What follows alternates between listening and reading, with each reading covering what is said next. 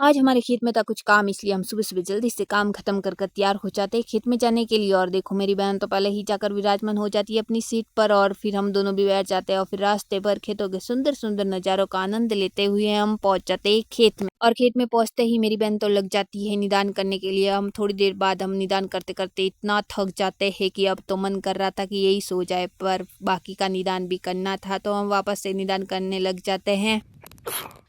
और फिर सारा काम खत्म हो जाता है तो हम अपना बोरिया बिस्तर बांध कर निकल पड़ते हैं वापस से घर की तरफ। और देखो ट्रैक्टर कौन चला रहा है, जिसे कि ट्रैक्टर चलाना बिल्कुल भी नहीं आता है। पापा इससे बता रहे थे कि कैसे चलाना है।